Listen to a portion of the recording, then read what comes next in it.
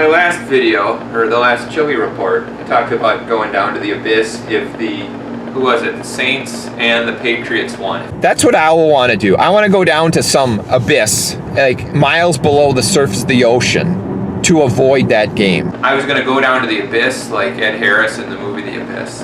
I'm not hitting up the abyss. Instead, I'm in my basement. 2 furnaces. I don't quite understand why, because it's like a normal 2-story house. It's not like a real big house. And then there's 2 water heaters. Again, I don't get it.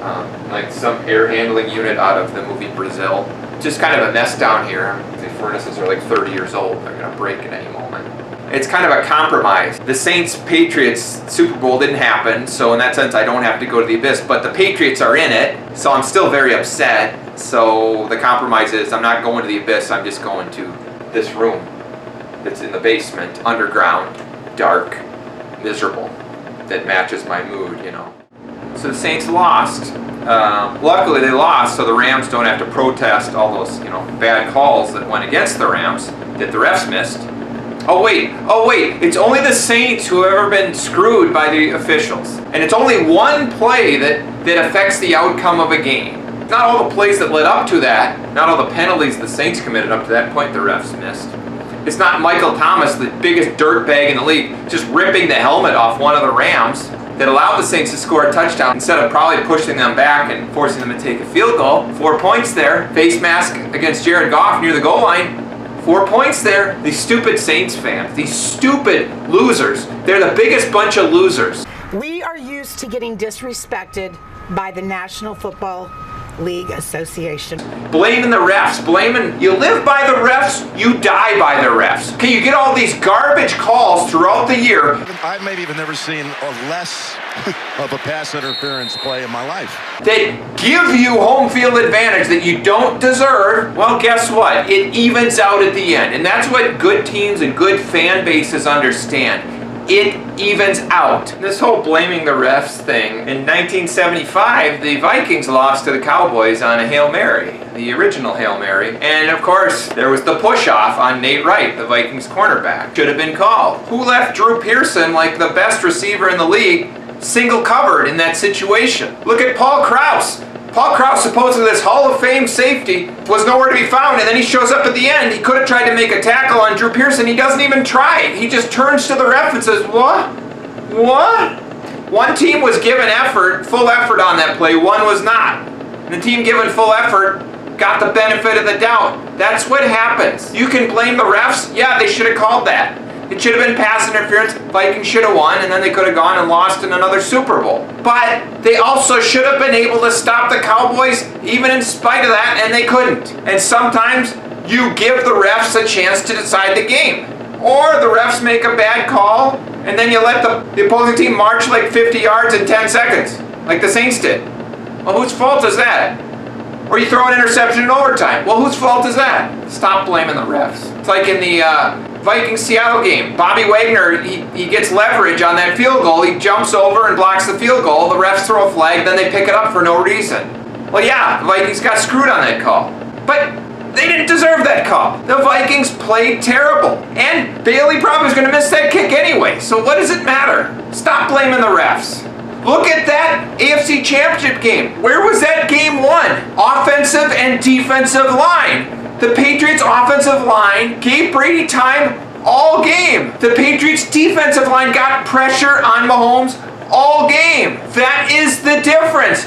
Name me one Patriots defensive lineman. They just coach so well. The scheme is so good. They find a way to make plays. Oh, but the Saints should replay the last few minutes of that game.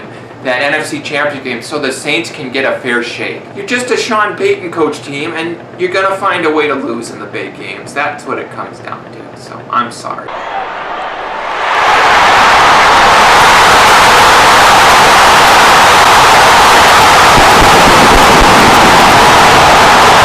That Michael Thomas play, it's just so disgusting. It's like, oh, you broke up the play, you kept me from getting a touchdown. Well, I'm going to rip your helmet off. In this time when there's always talk about concussions and CTE and head trauma and all this, and he's just ripping a guy's helmet off. Well, but let's shed a tear for the Saints and their fans who, I guarantee they had almost no fans circa 2008, and then they suddenly win the Super Bowl, or are given a Super Bowl because a hurricane hit their city. The player I hate the most, Taysom Hill, I just hate this. I hate just seeing this guy, just the sight of him. It's kind of like Kurt Warner's wife back in the day, you know, they'd show her and I just get so upset. Taysom Hill, I just hate the way he kind of runs like, it's kind of like the Roadrunner or Wile E. Coyote or Shaggy when he's trying to get going. He thinks he's better than he is. He's worse at throwing the ball than the Rams punter, okay? And I'm just sick of seeing him. It's like, oh, Drew Brees, he's a Hall of Famer. Let's take him out every third play. That's just so imaginative, Sean Payton. I hate Taysom Hill. Hate Taysom Hill. Hate him. I don't want to see him anymore. It's okay to root against the Saints because they will come through and lose. There's a reward in rooting against the Saints. But there's no reward in rooting against the Patriots, so it's kind of like pointless. You just kind of accept it at some point. Patriots are going to win. They're going to be in the Super Bowl. And you just hope that, well, this year they'll lose. Doug Peterson will coach a perfect game and they'll lose. And this year it's Sean McVay. I don't think Sean McVay is as good of a coach, particularly in pressure situations. I think you saw his testicles shrivel up at the end of that Saints game where he settled for a 57-yard field goal. Safe throw, Cooks drops it. What the heck was that? And I think you'll see the same in the Super Bowl. I think the Patriots are going to win, unfortunately. And that's just something you have to accept. Particularly you live in New England, you cannot win. So you have to accept life the way it is. Life isn't fair. The Patriots will win. It's not a guarantee. They could lose. They've lost, 3 Super Bowls? Should have lost 4, but they're probably going to win. Because they lost last year, they're probably going to win this year. So that's life. You look at Tom Brady. You know, Laquan Treadwell had his sucky relativity that was proven, I think, week 9 or whatever against the Lions. Einstein's theory of sucky relativity has been proven. What happened is there's this thing called the sucky differential, where the suckiness of the player has to be a certain order of magnitude higher than the suckiness of the players around him. And Laquan had ascended to such a level of suckiness over the past 3 years he's been playing that he was warping space-time. And Brady is like the opposite. He is so good. The suckiness of the players around him is so much greater that he can kind of warp space-time and suck things. And that's pretty much what happened in that AFC Championship game. The Chiefs had the game won because Brady threw that pick that would have clinched the game. But this idiot for the Chiefs, I don't remember his name, not going to look it up, is lined up offside. But that's what happens. I think Brady sucked him off sides. That's what happened. Sucky relativity, but it was like the inverse because Brady's so good. But yeah, Patriots will probably win. I'm going to probably bring a TV in here and watch the game and be miserable. And even if the Rams win, there's no solace in that because the Patriots are going to be back next year. I don't know, just accept it. Just accept the Patriots' dominance. And the only thing you can hope, if you're a Vikings fan, is that the Vikings hire someone who can actually coach somewhat on that level, with some level of imagination. Doug Peterson's a good coach. Sean McVay's a good coach. I think he's going to choke, but Mike Zimmer is not that guy. I don't know. Maybe I will go to the Abyss, though. If the Patriots win, I still might go to the Abyss for the next, 10 years. My ex-wife's lawyer will find me down there still to get the alimony. But I got to try it at least.